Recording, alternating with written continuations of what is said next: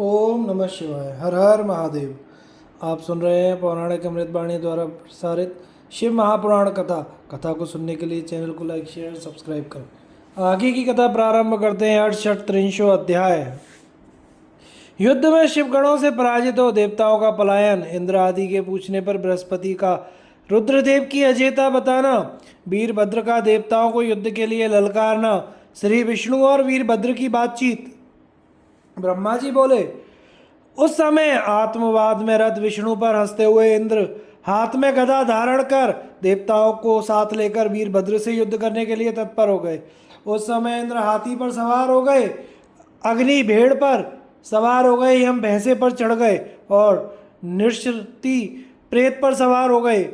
वरुण मकर पर, वायु मृग पर और कुबेर पुष्पक विमान पर आरूढ़ हो आलस्य रहित होकर युद्ध के लिए तैयार हो गए। इस प्रकार प्रतापी अन्य देव समूह, यक्ष, चारण तथा गुह्यक भी अपने अपने वाहनों पर आरूढ़ होकर तैयार हो गए।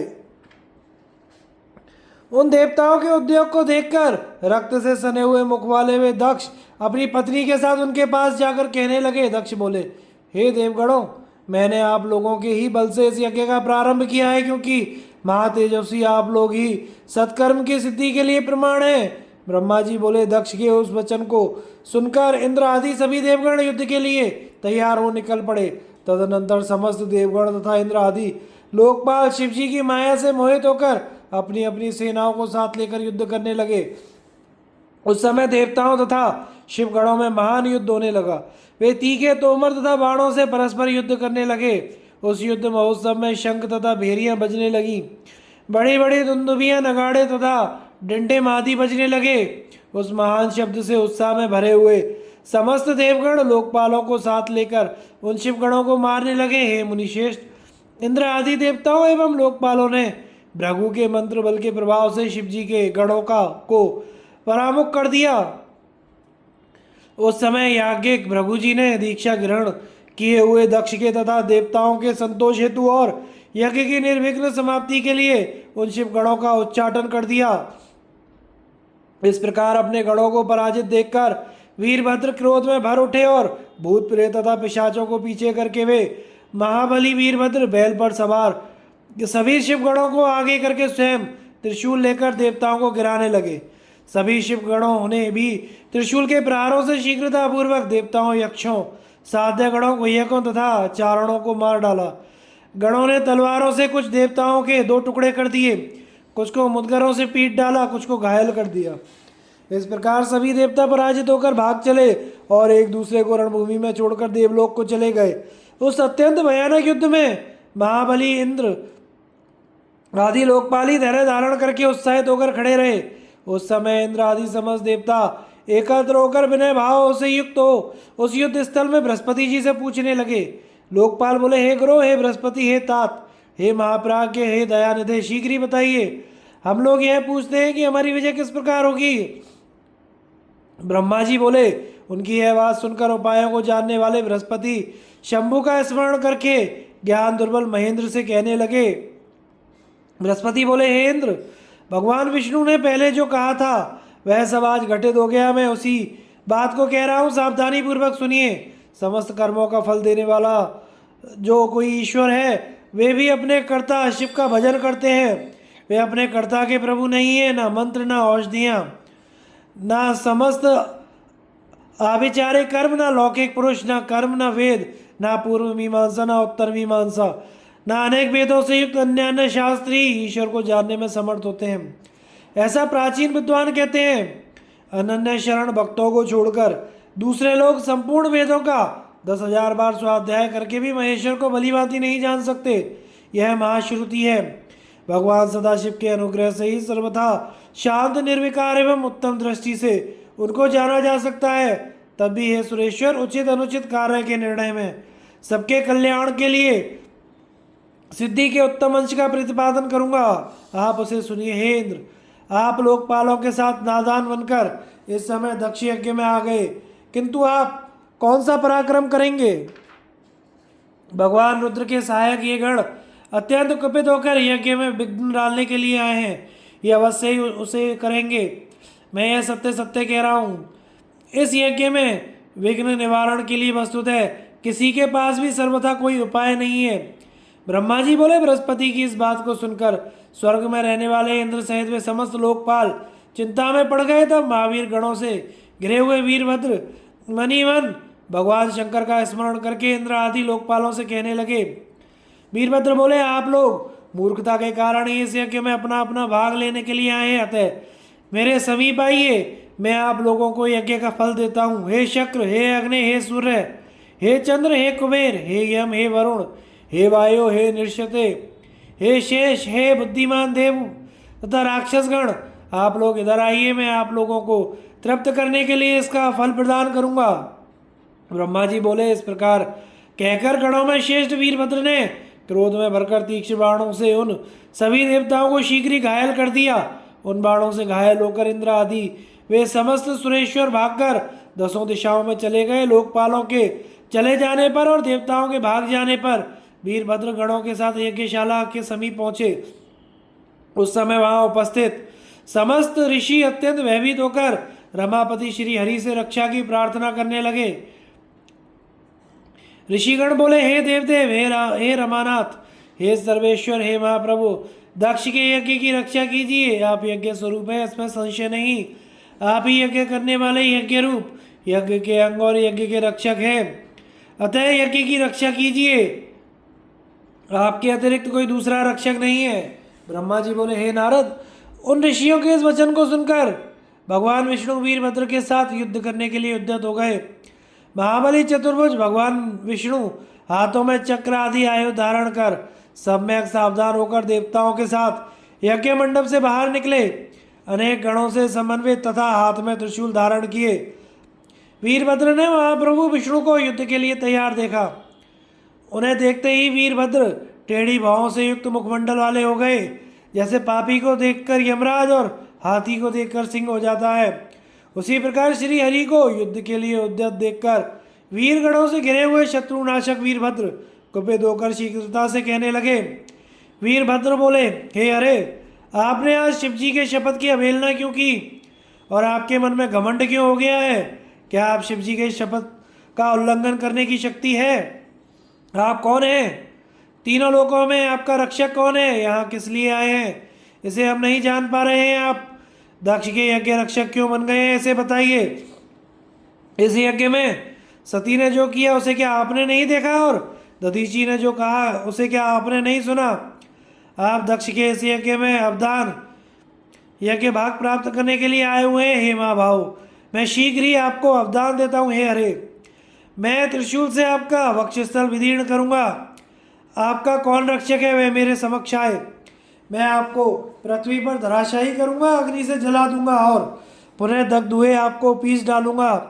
हे हरे, हे दुराचारी, हे महेश विमुख, हे अधम, क्या आप शिवजी के पावन महात्म्य को नहीं जानते? फिर भी हे महाभाव, आप युद्ध की कामना से आगे स्थित हैं। यदि आप इस युद्ध भूमि में खड़े रह गए तो मैं आपको उस स्थान पर भेज दूंगा जहाँ से पुनः लौटना संभव नहीं। ब्रह्मा जी बोले, हे नारद, उन वीरभद्र की इस बात को सुनकर बुद्धिमान सुरेश्वर विष्णु प्रसन्नतापूर्वक हंसते हुए कहने लगे। विष्णु बोले, हे वीरभद्र, आज आपके सामने मैं जो कह रहा हूँ उसको सुनिए। आप मुझे शंकर के सेवक को रुद्र विमुख मत कहिए। कर्म में निष्ठा रखने वाले अज्ञानी दक्ष ने मूर्खतावश पहले मुझसे यज्ञ के लिए बार बार प्रार्थना की थी। मैं भक्त के अधीन हूँ और मैं भगवान महेश्वर भी भक्त के अधीन है। हे तात, दक्ष मेरे भक्त हैं, इसलिए मैं यज्ञ में आया हूँ। रुद्र के कोप से उत्पन्न होने वाले हे वीर, हे महान प्रताप के आलय, हे प्रभु, आप रुद्र तेज स्वरूप हैं। आप मेरी प्रतिज्ञा सुनिए। मैं यज्ञ की रक्षा के लिए आपसे युद्ध करूंगा और आप भी इस यज्ञ के विध्वंस के लिए मुझसे युद्ध कीजिए। जो होनहार होगा वह होगा, मैं अवश्य ही पराक्रम प्रकट करूंगा। ब्रह्मा जी बोले। विष्णु के इस प्रकार कहने पर महाभाव वीरभद्र ने हंसते हुए कहा, हे विष्णु, मैं आपको अपने प्रभु शिव का प्रिय जानकर अत्यंत प्रसन्न हूँ। तदनंतर गणों में श्रेष्ठ वीरभद्र ने प्रसन्नतापूर्वक हंसते हुए बड़े विनय से भगवान विष्णु से कहा। वीरभद्र बोले, हे महाप्रभु, मैंने आपके भाव की परीक्षा के लिए ही ऐसा वचन कहा था। अब मैं यथार्थ बात कह रहा हूँ, उसको आप सावधानी पूर्वक सुनिए। हे हरे, जैसे शिव है वैसे आप हैं, और जैसे आप हैं वैसे शिव है। शिव के आदेश से वेद ऐसा ही कहते हैं। हे रमानाथ, भगवान शिव की आज्ञा अनुसार हम सब लोग उनके सेवक ही हैं, तथापि मैंने जो बात कही है वह इस वाद विवाद के अवसर के अनुकूल है। आप प्रत्येक बात को आदरपूर्वक ही समझें। ब्रह्मा जी बोले। उन वीरभद्र का यह वचन सुनकर भगवान विष्णु हंसकर और उनके लिए हितकर वचन कहने लगे। विष्णु बोले, हे महावीर, आप निशंक होकर मेरे साथ युद्ध कीजिए। आपके अस्त्रों से शरीर के बढ़ जाने पर ही मैं अपने आश्रम को जाऊंगा। ब्रह्मा जी बोले। ऐसा कहकर विष्णु चुप होकर युद्ध के लिए आगे आए और महाबली वीरभद्र भी अपने गणों के साथ युद्ध के लिए उद्यत हो गए। इस प्रकार श्री शिव महापुराण के अंतर्गत द्वितीय रुद्र संहिता के द्वितीय सती खंड में विष्णु वीरभद्र संवाद वर्णन नामक 36वां अध्याय पूर्ण हुआ। गणों सहित वीरभद्र द्वारा दक्ष यज्ञ का विध्वंस, दक्षवध, वीरभद्र का वापस कैलाश पर्वत पर जाना, प्रसन्न भगवान शिव द्वारा उसे गणाध्यक्ष पद प्रदान करना। ब्रह्मा जी बोले, सभी शत्रुओं के विनाशक महाबलवान वीरभद्र भगवान विष्णु के साथ युद्ध में सभी प्रकार के दुखों को दूर करने वाले भगवान शंकर का अपने हृदय में ध्यान करके दिव्य रथ पर आरूढ़ होकर बड़े महान अस्त्रों को लेकर सिंह के समान गरजने लगे। बलशाली विष्णु भी अपने योद्धाओं को उत्साहित करते हुए महान शब्द करने वाले अपने पांचजन्य नामक शंख को बजाने लगे। उस शंख की ध्वनि सुनकर जो देवता पहले युद्ध भूमि छोड़कर भाग खड़े हुए थे वे तत्क्षण लौट आए। तब सेना सहित समस्त इंद्र आदि लोकपाल सिंह गर्जना करके वीरभद्र के गणों के साथ युद्ध करने लगे।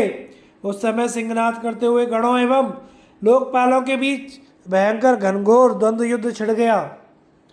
इंद्र नंदी के साथ युद्ध करने लगे, अग्नि अश्मा के साथ, बलशाली कुबेर कुष्मांडपति के साथ युद्ध करने लगे। तब इंद्र ने 100 पर्व वाले वज्र से नंदी पर प्रहार किया। नंदी ने भी त्रिशूल से इंद्र की छाती में प्रहार किया। बलवान इंद्र और नंदी दोनों एक दूसरे को जीतने की इच्छा से अनेक प्रकार के प्रहार करते हुए परस्पर प्रीतिपूर्वक लड़ने लगे। अत्यंत क्रोधयुक्त अग्नि ने अपनी शक्ति से अश्मा पर प्रहार किया तथा उसने भी अग्नि पर बड़े वेग से तीक्ष्ण धार वाले त्रिशूल से प्रहार किया। गणों में श्रेष्ठ युद्धपति महालोक प्रीतिपूर्वक शिवजी का ध्यान करते हुए यमराज के साथ घनघोर युद्ध करने लगे। महान बलशाली चंड आकर निश्चिति को तिरस्कृत करते हुए बड़े बड़े अस्त्रों के साथ उनके साथ युद्ध करने लगे। महाबलवान मुंड भी त्रिलोकी को विस्मित करते हुए अपनी उत्तम शक्ति के से वरुण के साथ युद्ध करने लगे। वायु ने अपने परम तेजस्वी अस्त्र से भृंगी को आहत कर दिया और प्रतापी भृंगी ने भी त्रिशूल से वायु पर प्रहार किया।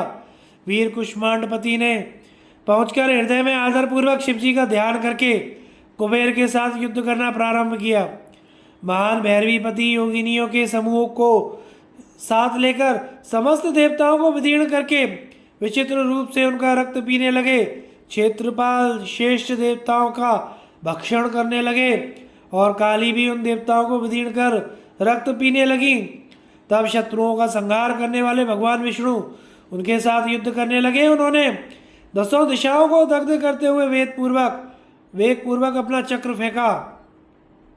चक्र को वेग पूर्वक आते हुए देखकर बलवान क्षेत्रपाल ने सहसा वहां पहुंचकर उस चक्र को ग्रसित कर लिया। शत्रुओं के नगर को जीतने वाले भगवान विष्णु ने अपने चक्र को ग्रसित हुआ देखकर उसके मुख को मसलकर उस शत्रु के मुख से चक्र को उगलवा लिया। तब संसार के एकमात्र स्वामी महानुभाव तथा महाबलवान भगवान विष्णु अत्यंत कुपित हो उठे। वे क्रोधित होकर अपने चक्र तथा अनेक प्रकार के अस्त्रों को लेकर उन अस्त्रों से उन महावीर गणों के साथ युद्ध करने लगे। विष्णु ने प्रचंड पराक्रम के साथ भयंकर महायुद्ध किया। वे अनेक प्रकार के अस्त्र चलाकर प्रसन्नतापूर्वक उनके साथ युद्ध कर रहे थे। वे भैरव आदि गण भी अत्यधिक क्रोध में भरकर महान ओज से अनेक प्रकार के अस्त्रों को छोड़ते हुए उनके साथ युद्ध करने लगे। इस प्रकार अतुलनीय तेज वाले विष्णु के साथ होते हुए उनके युद्ध को देखकर बलवान वीरभद्र लौटकर उनके पास पहुंचकर विष्णु के साथ स्वयं युद्ध करने लगे। उसके बाद महातेजस्वी माधव भगवान विष्णु अपने चक्र को लेकर कुपित और वीरभद्र के साथ युद्ध करने लगे। हे मुने, उस समय अनेक प्रकार के अस्त्र धारण करने वाले महावीर वीरभद्र तथा सागरपति विष्णु, उन दोनों का रोमांचकारी घनघोर युद्ध होने लगा। विष्णु के योग बल से उनके शरीर से शंख चक्र और गदा हाथ में धारण किए हुए असंख्य वीरगण प्रकट हो गए। विष्णु के समान ही बलशाली तथा नाना प्रकार के अस्त्रों को धारण किए हुए वीरगण वार्तालाप करते हुए वीरभद्र के साथ युद्ध करने लगे। वीरभद्र ने भगवान शंकर का स्मरण करके विष्णु के समान तेजस्वी उन सभी को अपने त्रिशूल से मारकर भस्म कर दिया। तत्पश्चात उन महाबली वीरभद्र ने युद्ध भूमि में ही लीला पूर्वक विष्णु की छाती पर त्रिशूल से प्रहार किया। हे मुने, पुरुषोत्तम श्री हरि त्रिशूल के प्रहार से घायल होकर सहसा भूमि पर गिर पड़े और अचेत हो गए। तब प्रलयाग्नि के समान तीनों लोगों को जला देने वाले, वीरों को भयभीत करने वाले अद्भुत तेज उत्पन्न हुए। पुरुषश्रेष्ठ श्रीमान भगवान विष्णु पुनः उठकर क्रोध से नेत्रों को लाल किए हुए अपने चक्र को उठाकर वीरभद्र को मारने के लिए खड़े हो गए। तब दीनता रहे चित्त वाले शिव स्वरूप वीरभद्र ने प्रलयकालीन आदित्य के समान महातेजस्वी उस चक्र को स्तंभित कर दिया। हे मुने, मायापति महाप्रभु शंकर के प्रभाव से विष्णु के हाथ में स्थित वह चक्र नहीं चल पाया, वह निश्चित रूप से स्तंभित हो गया था। तब भाषण करते हुए उन गणेश्वर वीरभद्र ने विष्णु को स्तंभित कर दिया। वे शिखर युक्त पर्वत के समान खड़े रह गए। हे नारद, वीरभद्र ने जब भगवान विष्णु को स्तंभित कर दिया तब यह देखकर याज्ञिकों ने स्तंभन से मुक्त कराने वाले मंत्र का जप करके उन्हें स्तंभन से मुक्त कर दिया। हे मुने, तदनंतर स्तंभन से मुक्त होने पर शांग धनुष धारण करने वाले रमापति ने कुपित होकर बाण सहित अपने धनुष को उठा लिया। हे तात, हे मुने, उन वीरभद्र ने 3 बाणों से विष्णु के शांग धनुष पर प्रहार किया। वह उसी क्षण 3 टुकड़ों में विभक्त हो गया। तब महावाणी द्वारा बोधित हुए विष्णु ने उन महागण तथा वीरभद्र को असह्य तेज से संपन्न जानकर अंतर ध्यान होने का मन में विचार किया। सती द्वारा किए गए आत्मदाह के समस्त परिणाम को, जो शत्रुओं के लिए असह्य था, जानकर सभी लोग सबके स्वामी स्वतंत्र शिवजी का स्मरण करके अपने गणों के साथ अपने अपने लोक को चले गए। मैं भी पुत्र शोक से पीड़ित हो सत्यलोक चला आया और अत्यंत दुख से व्याकुल होकर विचार करने लगा कि अब मुझे क्या करना चाहिए। मेरे तथा श्री विष्णु के चले जाने पर जो भी यज्ञोपजीवी देवता थे, मुनियों सहित उन सबको शिवगणों ने जीत लिया। उस उपद्रव को और महायज्ञ को विध्वस्त हुआ देखकर यज्ञदेव अत्यंत भयभीत हो मृग का रूप धारण करके भागने लगे। मृग रूप में आकाश की ओर भागते हुए उन यज्ञ को वीरभद्र ने पकड़कर सिरविहीन कर दिया। उसके बाद महागण वीरभद्र ने प्रजापति धर्म कश्यप, अनेक पुत्रों वाले मुनीश्वर अरिष्टि नेमी, मुनि अंगिरा, कृशाश्व तथा महामुनि दत्त के सिर पर पैर से प्रहार किया। प्रतापी वीरभद्र ने सरस्वती तथा देव माता अदिति की नासिका के अग्रभाग को अपने नखाग्र से विदीर्ण कर दिया। तत्पश्चात क्रोध से चढ़ी हुई आंखों वाले उन वीरभद्र ने अन्य अन्य देवताओं को भी विदीर्ण कर उन्हें पृथ्वी पर गिरा दिया। मुख्य मुख्य देवताओं और मुनियों को विदीर्ण कर देने पर भी वे शांत नहीं हुए। महान क्रोध से भरे हुए वे नागराज की भांति सुशोभित हो रहे थे। जैसे सिंह बन के हाथियों की ओर देखता है, उसी प्रकार शत्रुओं को मारकर भी वे वीरभद्र सभी दिशाओं में देखने लगे, कौन शत्रु कहाँ है। उसी समय प्रतापी मणिभद्र ने भृगु को पटक दिया और उनकी छाती पर पैर से प्रहार करके उनकी दाढ़ी नोच ली।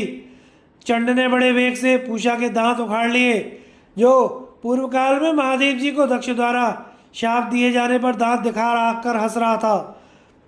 नंदी ने भग को रोषपूर्वक पृथ्वी पर गिरा दिया और उसकी दोनों आंखें निकाल ली, जिन्होंने शिव को शाप देते हुए दक्ष की ओर नेत्र से संकेत किया था। गणेश्वरों ने स्वधा स्वाहा दक्षिणा मंत्र तंत्र तथा अन्य जो भी वहां उपस्थित थे सबको तहस नहस कर दिया। उन गणों ने क्रोधित होकर नागनी में विष्ठा की वर्षा कर दी। इस प्रकार वीर गणों ने यज्ञ की ऐसी दुर्गति कर दी जिसका वर्णन नहीं किया जा सकता। ब्रह्मपुत्र दक्ष उनके भय के मारे अंतर्वेदी के भीतर छिप गए। वीरभद्र पता लगाकर बलपूर्वक उन्हें खींच लाए। उनका गाल पकड़कर उन्होंने उनके मस्तक पर तलवार से आघात किया, परंतु योग के प्रभाव से उनका सिर फटा नहीं, अवैध ही रह गया। तब उनके सिर को अस्त्र शस्त्रों से अवैध समझकर उन्होंने पैरों से दक्ष की छाती को दबाकर हाथ से सिर को तोड़ दिया। तदनंतर गढ़ों में शेष वीरभद्र ने उन शिवद्रोही दुष्ट दक्ष के उस सिर को अग्निकुंड में डाल दिया। उस समय वीरभद्र अपने हाथों में त्रिशूल घुमाते हुए इस प्रकार सुशोभित हो रहे थे, मानो युद्ध भूमि में संभार्त अग्नि सबको जलाकर क्रोध में भरी हुई पर्वत के समान स्थित हो। जिस प्रकार प्रज्वलित अग्नि पतंगों को जला डालती है, उसी प्रकार वीरभद्र ने क्रोधित होकर बिना परिश्रम किए ही सबको मारकर अग्नि से जला डाला। तत्पश्चात दक्ष आदि को जलाकर वीरों की शोभा से युक्त त्रिलोकी को गुंजित करते हुए वीरभद्र ने भयानक अट्टहास किया। तदनंतर वहाँ गणों सहित वीरभद्र के ऊपर नंदनवन की दिव्य पुष्प वृष्टि होने लगी। शीतल सुगंधित तथा सुखदायक हवाएं धीरे धीरे बहने लगी। उसी के साथ देवताओं की धुंधुमियाँ बजने लगी। तदनंतर घोर अंधकार का नाश करने वाले सूर्य की भांति में वीरभद्र दक्ष और उनके यज्ञ का विनाश करके कृत कार्य हो तुरंत कैलाश पर्वत पर चले गए। कार्य को पूर्ण किए हुए वीरभद्र को देखकर परमेश्वर शिवजी मनी मन प्रसन्न हुए और उन्होंने वीरभद्र को गणों का अध्यक्ष बना दिया। इस प्रकार शिव महापुराण के अंतर्गत द्वितीय रुद्र संहिता के द्वितीय सती खंड में यज्ञ विध्वंस वर्णन नामक 37वां अध्याय पूर्ण हुआ। अथाश्त्रिंशो अध्याय दधीची मुनि तथा राजा क्षुभ के विवाद का इतिहास। शुक्राचार्य द्वारा दधीची को महामृत्युंजय मंत्र का उपदेश। मृत्युंजय मंत्र से अनुष्ठान से दधीची को अवध्यता की प्राप्ति। सूत जी बोले, अत्यंत बुद्धिमान ब्रह्मा का यह वचन सुनकर दो श्रेष्ठ नारद विस्मित होकर प्रसन्नता पूर्वक उनसे पूछने लगे। नारद जी बोले, हे ब्रह्मन, भगवान विष्णु शिव जी को छोड़कर अन्य देवताओं के साथ दक्ष के यज्ञ में किस कारण से गए थे, जहाँ उनका तिरस्कार ही हो, ऐसे बताइए। क्या वे प्रलयकारी पराक्रम वाले शंकर को नहीं जानते थे? उन्होंने अज्ञानी की भांति शिवगणों के साथ युद्ध क्यों किया? हे करुणानिधे, यह मुझे बहुत बड़ा संदेह है, आप उसे दूर कीजिए और प्रभु मन में उत्साह पैदा करने वाले शिव चरित्र को कहिए। ब्रह्मा जी बोले, हे द्विजवर्य, आप प्रेम पूर्वक शिव चरित्र का श्रवण कीजिए, जो पूछने वालों तथा कहने वालों के भी संदेहों को दूर करता है। पूर्व काल में दधीची मुनि ने राजा शुक की सहायता करने वाले श्री हरि को शाप दे दिया था, इसलिए भ्रष्ट ज्ञान वाले वे विष्णु देवताओं के साथ दक्ष के यज्ञ में चले गए। नारद जी बोले, हे ब्राह्मण मुनियों में श्रेष्ठ दधीची ने भगवान विष्णु को शाप क्यों दिया? क्षुभ की सहायता करने वाले विष्णु ने उनका कौन सा अपकार किया था? ब्रह्मा जी बोले, क्षुभ नाम से प्रसिद्ध एक महातेजस्वी राजा उत्पन्न हुए थे। वे महाप्रभावशाली मुनीश्वर दधीची के मित्र थे। पूर्व काल में लंबे समय से तप के प्रसंगों को लेकर क्षुभ और दधीची में महान अनर्थकारी विवाद आरंभ हो गया, जो तीनों लोकों में विख्यात हो गया। उस विवाद में वेदविद शिव भक्त दधीची ने कहा कि तीनों वर्णों में ब्राह्मण ही श्रेष्ठ है, इसमें संदेह नहीं। महामुनि दधीची की यह बात सुनकर धन के मध्य से विमोहित हुआ राजा क्षुभ ने इसका प्रतिवाद किया। क्षुभ बोले, राजा इंद्र आदि 8 लोकपालों के स्वरूप को धारण करता है तथा समस्त वर्णों और आश्रमों का स्वामी एवं प्रभु है, इसलिए राजा ही सबसे श्रेष्ठ है। राजा की श्रेष्ठता का प्रतिपादन करने वाली श्रुति भी कही जाती है कि राजा सर्वदेव में है, इसलिए हे मुने, जो सबसे बड़ा देवता है वह मैं ही हूँ। अतः हे च्यवनपुत्र, राजा ब्राह्मण से श्रेष्ठ होता है। आप इस संबंध में विचार करें और मेरा अनादर ना करें, मैं आपके लिए सर्वथा पूजनीय हूँ। ब्रह्मा जी बोले, उन शुभ का श्रुतियों और स्मृतियों के विरुद्ध यह मत सुनकर मुनिश्रेष्ठ दधीची अत्यंत कुपित हो उठे। तब हे मुने आत्मगौरव के कारण कुपित हुए महातेजस्वी दधीची ने शुभ के मस्तक पर अपनी बाईं मुट्ठी से प्रहार किया। तत्पश्चात दधीची के द्वारा ताड़ित किए गए ब्रह्मांड अधिपति दुष्शुभ अत्यंत कुपित हो गरज उठे और उन्होंने वज्र से दधीची का सर काट डाला। उस वज्र से आहत हो दधीची पृथ्वी पर गिर पड़े। शुभ के द्वारा काटे गए भार्गव वंशधर दधीची ने गिरते समय शुक्राचार्य का स्मरण किया। तब योगी शुक्राचार्य ने आकर शुभ के द्वारा दधीची के काटे गए शरीर को तुरंत जोड़ दिया। दधीची की देह पूर्व की भांति ठीक करके शिव भक्त शिरोमणि तथा मृत्युंजय विद्या के प्रवर्तक शुक्राचार्य उनसे कहने लगे। शुक्र बोले, हे तात दधीची, मैं सर्वेश्वर प्रभु शंकर का पूजन करके श्रेष्ठ वैदिक महामृत्युंजय मंत्र का आपको उपदेश करता हूँ।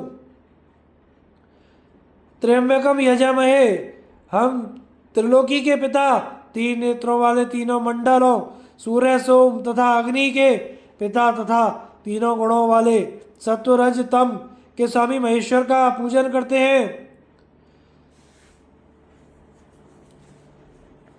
जो त्रितत्व आत्मतत्व विद्या तत्व शिव तत्व शिव वनी आवनीय गार्हपत्य दक्षिणाग्नि तथा पृथ्वी जल तेज, इन तीनों भूतों के एवं त्रिदेव स्वर्ग त्रिबाहु तथा ब्रह्मा विष्णु और शिव, इन तीनों देवताओं के महान ईश्वर महादेव जी हैं।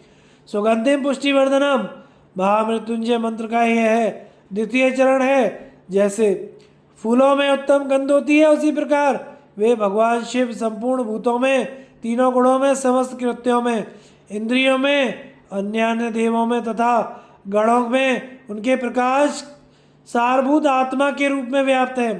अतएव सुगंध युक्त एवं संपूर्ण देवताओं के ईश्वर हैं। हे द्विजोत्तम, जिन महापुरुष से प्रकृति की पुष्टि होती है, हे सुब्रत, महत तत्व से लेकर विशेष पर्यंत विकल्प के जो स्वरूप हैं, हे महामुने, जो विष्णु पितामह मुनिगणों एवं इंद्रियों सहित समस्त देवताओं की पुष्टि का वर्धन करते हैं, इसलिए वे पुष्टिवर्धन हैं। वे देव रुद्र अमृत स्वरूप हैं। पुण्य कर्म से, तपस्या से, स्वाध्याय से, योग से अथवा ध्यान से उनकी आराधना करता है, उसे वे प्राप्त होते हैं। जिस प्रकार ककड़ी का पौधा अपने फल से स्वयं ही लता के को बंधन में बांधे रखता है और पक जाने पर स्वयं ही बंधन से मुक्त कर देता है, ठीक उसी प्रकार बंध मोक्षकारी प्रभु सदाशिव अपने सत्य से जगत के समस्त प्राणियों को मृत्यु के पाश रूप सूक्ष्म बंधन से छुड़ा देते हैं। यह मृत संजीवनी मंत्र है, जो मेरे मत से सर्वोत्तम है। हे दधीची, आप मेरे द्वारा दिए गए इस मंत्र का शिव ध्यान परायण होकर नियम से जप कीजिए। जप और हवन भी इसी मंत्र से करें और इसी मंत्र से अभिमंत्रित कर दिन और रात में जल भी पीजिए तथा शिव विग्रह के पास स्थित हो उन्हीं का ध्यान करते रहिए। इससे कभी मृत्यु का भय नहीं रहता। सब न्यास आदि करके विधिवत शिव की पूजा करके व्यग्रता रहित हो भक्त वत्सल सदाशिव का ध्यान करें। अब मैं सदाशिव के ध्यान को बता रहा हूँ, जिसके अनुसार उनका ध्यान करके मंत्र जप करना चाहिए। इस प्रकार जप करने से बुद्धिमान पुरुष भगवान शिव के प्रभाव से उस मंत्र को सिद्ध कर लेता है। आप अपने दो कर कमलों में स्थित दोनों कुंभों से जल को निकालकर ऊपर वाले दोनों हाथों से सिर पर अभिषेक करते हुए कुंभ सहित अन्य दोनों हाथों को अपनी गोद में धारण करते हुए शेष दो हाथों से अक्षमाला तथा मृग मुद्रा धारण करने वाले कमल के आसन पर विराजमान सिर पर स्थित चंद्रमा से टपकते हुए अमृत कण से भीगे हुए शरीर वाले तथा तीन नेत्र वाले पार्वती सहित महामृत्युंजय भगवान का मैं ध्यान करता हूँ। ब्रह्मा जी बोले, हे तात, मुनिश्रेष्ठ दधीची को इस प्रकार उपदेश देकर शुक्राचार्य भगवान शंकर का स्मरण करते हुए अपने स्थान को चले गए। उनकी बात सुनकर महामुनि दधीची बड़े प्रेम से शिव जी का स्मरण करते हुए तपस्या के लिए वन में चले गए। वहां जाकर वे विधि पूर्वक महामृत्युंजय मंत्र का जाप करते हुए प्रेम पूर्वक शिव का चिंतन करते हुए तपस्या करने लगे।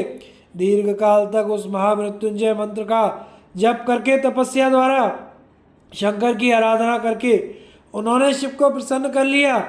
हे महामुने, तब उस जब से प्रसन्नचित हुए भक्तवत्सल शिव उनके सामने प्रेम पूर्वक प्रकट हो गए। अपने प्रभु शंभु का साक्षात दर्शन करके वे मुनीश्वर आनंदित हो गए। उन्हें विधि पूर्वक प्रणाम करके दोनों हाथ जोड़कर भक्ति भाव से स्तवन करने लगे। हे तात, हे मुने, उसके बाद मुनि के प्रेम से आनंदित हो उन शिव ने अत्यंत प्रसन्न चित्त से दधीची से कहा, वर मांगो। शिव का वह वचन सुनकर भक्त श्रेष्ठ दधीची ने दोनों हाथ जोड़कर नतमस्तक होकर भगवान शंकर से कहा। दधीची बोले, हे देवदेव, हे महादेव, मुझे 3 वर दीजिए। मेरी हड्डी वज्र हो जाए, कोई भी मेरा वध ना कर सके और मैं सर्वथा अधीन रहूं। ब्रह्मा जी बोले, उनके कहे हुए वचन को सुनकर प्रसन्न हुए परमेश्वर ने तथास्तु कहा और उन दधीची को 3 वर दे दिए। शिवजी से 3 वर पाकर वेद मार्ग में प्रतिष्ठित महामुनि आनंदमग्न हो गए और शीघ्र ही राजा क्षुभ के स्थान पर गए। उग्र स्वभाव वाले महादेव जी से अवध्यता अस्थि के वज्र में होने तथा अधीनता का वर पाकर दधीची ने राजेंद्र शुभ के मस्तक पर पाद मूल से प्रहार किया। तब विष्णु की महिमा से गर्वित राजा क्षुभ ने भी क्रोधित हो दधीची की छाती पर वज्र से प्रहार किया। वह वज्र परमेश्वर शिव के प्रभाव से महात्मा दधीची का कुछ भी अनिष्ट न कर सका। इससे ब्रह्मपुत्र क्षुभ को आश्चर्य हुआ। मुनीश्वर दधीची की अवध्यता, अधीनता तथा वज्र से बढ़कर प्रभाव देखकर ब्रह्म कुमार क्षुभ के मन में बड़ा विस्मय हुआ। वे शरणागत पालक नरेश मृत्युंजय के सेवक दधीची से पराजित होकर शीघ्र ही वन में जाकर इंद्र के छोटे भाई मुकुंद हरि की आराधना करने लगे। उनकी पूजा से संतुष्ट हो गरुड़ध्वज भगवान मधुसूदन ने उन्हें दिव्य दृष्टि प्रदान की। उस दिव्य दृष्टि से गरुड़ध्वज जनार्दन देव का दर्शन करके और उन्हें प्रणाम करके शिव ने प्रिय वचनों से उनकी स्तुति की। इस प्रकार इंद्र आदि से स्तुत नचे ईश्वर देव का पूजन और स्तवन करके वे राजा क्षुभ भक्ति भाव से उनकी ओर देखकर मस्तक झुकाकर प्रणाम करके उन जनार्दन से कहने लगे। राजा बोले, हे भगवान, दधीची नाम से एक प्रसिद्ध ब्राह्मण है जो धर्म के ज्ञाता तथा विनम्र स्वभाव वाले हैं। वे पहले मेरे मित्र थे। वे निर्विकार मृत्युंजय महादेव की आराधना करके उन्हीं शिव के प्रभाव से सबके द्वारा सदा के लिए अवध्य हो गए हैं। एक दिन उन महातपस्वी दधीची ने भरी सभा में अपने बाएं पैर से मेरे मस्तक पर बड़े वेग से अवहेलना पूर्वक प्रहार किया और बड़े गर्व से मुझसे कहा, मैं किसी से नहीं डरता। वे मृत्युंजय से उत्तम वर पाकर अनुपम गर्व से भर गए हैं। ब्रह्मा जी बोले, हे नारद, महात्मा दधीची की अवध्यता को जानकर श्री हरि ने महेश्वर के अतुलित प्रभाव का स्मरण किया। इस प्रकार स्मरण करके विष्णु ब्रह्मपुत्र क्षुभ से शीघ्र बोले, राजेंद्र, ब्राह्मणों को कहीं भी थोड़ा सा भी भय नहीं है। हे भूपते, विशेष रूप से रुद्र भक्तों के लिए तो भय है ही नहीं। यदि मैं आपकी ओर से कुछ करूं तो ब्राह्मण दधीची को दुख होगा और वह मुझ जैसे देवता के लिए भी शाप का कारण बन जाएगा। हे राजेंद्र, दधीची के शाप से दक्ष के यज्ञ में सुरेश्वर शिव के द्वारा मेरा विनाश होगा और फिर उत्थान होगा। हे राजेंद्र, दधीची के शाप के कारण ही सभी देवताओं मेरे तथा ब्रह्मा के उपस्थित रहने पर भी दक्ष का यज्ञ सफल नहीं होगा। हे महाराज, मैं आपके लिए दधीची को जीतने का प्रयास करूंगा। विष्णु का यह वचन सुनकर राजा क्षुभ ने कहा, ऐसा ही हो। इस प्रकार कहकर वे उस कार्य के लिए मन ही मन उत्सुक हो प्रसन्नता पूर्वक वहीं ठहर गए। इस प्रकार श्री शिव महापुराण के अंतर्गत द्वितीय रुद्र संहिता के द्वितीय सती खंड में क्षुभ और दधीची के विवाद का वर्णन नामक 38वां अध्याय पूर्ण हुआ। आगे की कथा का प्रसारण हम अगले भाग में करेंगे। कथा को सुनते रहिए। चैनल को लाइक, शेयर एंड सब्सक्राइब कीजिए। हर हर महादेव।